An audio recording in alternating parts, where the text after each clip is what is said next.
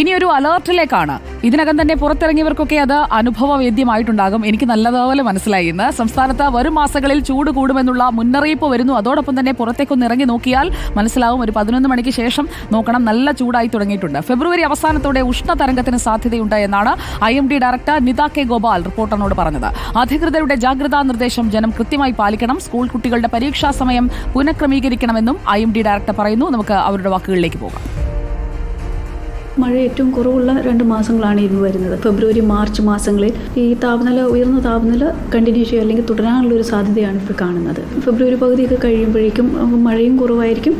സൂര്യരശ്മികൾ നേരിട്ട് പതിക്കാനുള്ളൊരു സാഹചര്യമൊക്കെ തുടങ്ങുമ്പോൾ നമുക്ക് കൂടുതൽ ചൂട് അനുഭവപ്പെടും. അപ്പം ഉഷ്ണതരംഗം ഉണ്ടായാലും ആ ഒരു സമയത്തേക്കൊക്കെ ഉണ്ടാവുള്ളൂ. സ്കൂൾ കുട്ടികൾക്ക് അതാണ് പുറത്ത് അധികം നേരിട്ട് സൂര്യപ്രകാശം വെക്കാതിരിക്കുക, പിന്നെ നിർജ്ജലീകരണം തടയുക എന്നുള്ളതാണ് ഏറ്റവും വലുത്. പിന്നെ സ്കൂൾ കലണ്ടറിൽ മാറ്റം വരുന്നതിനേക്കാളും എന്താ പറയുക, സമയമൊന്നും മാറ്റിയാൽ തീരുന്ന പ്രശ്നമല്ലേ ഉള്ളൂ. അശ്വിൻ ടിയാഗോ ചേരുന്നു ഏറ്റവും പുതിയ മുന്നറിയിപ്പിന്റെ വിവരങ്ങളുമായി. Good evening Ashwin Tiago. ഇപ്പോൾ മാഡം സംസാരിച്ചതുപോലെ തന്നെ പുറത്തിറങ്ങുമ്പോൾ സൂര്യാഘാതം, അതുപോലെ സൂര്യാതപം, നിർജ്ജലീകരണം ഇതൊക്കെ ഉണ്ടാകാനുള്ള സാഹചര്യത്തിലേക്ക് വളരെ നേരത്തെ കടക്കുകയാണ്. നമ്മൾ ഒരു മാർച്ച് മാസത്തിൽ കൊടുക്കുന്ന മുന്നറിയിപ്പ് ജനുവരി അവസാന ആഴ്ചയിൽ കൊടുക്കേണ്ടി വരികയാണ്. കാലാവസ്ഥാ മാറ്റമാണോ നമ്മൾ കാണുന്നത് അശ്വിൻ?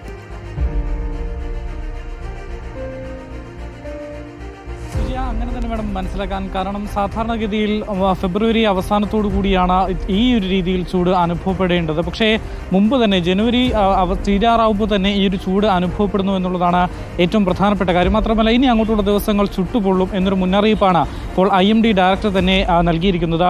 കാരണം കഴിഞ്ഞ ദിവസങ്ങളെ അപേക്ഷിച്ച് ഇന്നും ഇത്തരത്തിൽ ഈ അന്തരീക്ഷ ഉഷ്ണം, ചൂട്, ടെമ്പറേച്ചർ ഉയരും എന്നൊരു മുന്നറിയിപ്പ് നേരത്തെ തന്നെ നൽകിയിരുന്നു. സാധാരണഗതിയേക്കാൾ 2 മുതൽ 3 ഡിഗ്രി സെൽഷ്യസ് ഉയരത്തിലായിരിക്കും ഈ ഒരു ഉയരെയായിരിക്കും ഈ ഒരു ടെമ്പറേച്ചർ ഉണ്ടാവുക എന്നുള്ളതാണ് മറ്റൊരു പ്രധാനപ്പെട്ട കാര്യം. സാധാരണഗതിയിൽ മാർച്ച് മാസങ്ങളിലൊക്കെയാണ് ഉഷ്ണതരംഗം ഉണ്ടാവാറാകുക. പക്ഷേ ഇത്തവണ ഫെബ്രുവരി പകുതിയോടുകൂടി തന്നെ ഉഷ്ണതരംഗത്തിന് സാധ്യതയുണ്ട് എന്നുള്ളതാണ് ഏറ്റവും പ്രധാനപ്പെട്ട കാര്യം.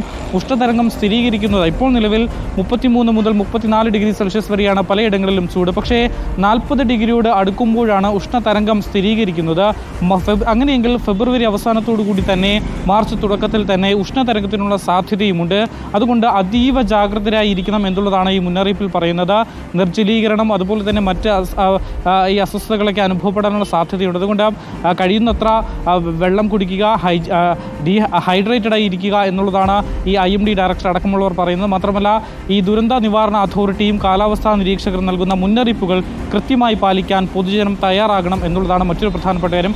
മറ്റൊരു കാര്യം ഈ ഒരു പരീക്ഷാക്രമം. കാരണം നമുക്കറിയാം വേനൽ പരീക്ഷകൾ നടക്കുന്നത് ഈ സമയങ്ങളിലാണ്. ഈ സമയങ്ങളിൽ നല്ല ചൂടായിരിക്കും. കുട്ടികൾക്ക് പുറത്ത് ഈ പരീക്ഷ എഴുതുന്നതിലടക്കം തിരിച്ച് വരുന്ന കാര്യങ്ങളുണ്ട്. അതുകൊണ്ട് തന്നെ ഈ പരീക്ഷാക്രമങ്ങൾ ഈ സമയം പുനഃക്രമീകരിക്കണം എന്നുള്ളതാണ് മറ്റൊരു പ്രധാനപ്പെട്ട ആവശ്യം. വെയിൽ, അതായത് ഉച്ച സമയത്ത് ഏതാണ്ട് 11 മണി മുതൽ 3 മണി വരെയാണ് ഈ ഒരു സൂര്യരശ്മികൾ ഡയറക്റ്റ് നമ്മുടെ ശരീരത്തിൽ ഏൽക്കാൻ പാടില്ലാത്തത്. ഈ സമയത്തിന് മുൻപേ തന്നെ നേരത്തെ പരീക്ഷകൾ തുടങ്ങി ഈ സൂര്യൻ ഈ ഉച്ചസ്ഥായിയിൽ എത്തുന്നതിന് മുൻപ് തന്നെ പരീക്ഷകൾ അവസാനിപ്പിക്കുന്ന രീതിയിൽ എന്നതാണ് മുന്നറിയിപ്പ്. സാധാരണയേക്കാൾ 2 മുതൽ 3 ഡിഗ്രി സെൽഷ്യസ് വരെ താപനില വരും ദിവസങ്ങളിൽ ഉയരാൻ സാധ്യതയുണ്ട്. പുറത്തിറങ്ങുമ്പോൾ പ്രത്യേകിച്ചും രാവിലെ 11 മുതൽ ഉച്ചയ്ക്ക് 3 മണി വരെയുള്ള സമയം പുറത്തിറങ്ങുമ്പോൾ നന്നായി ശ്രദ്ധിക്കുക.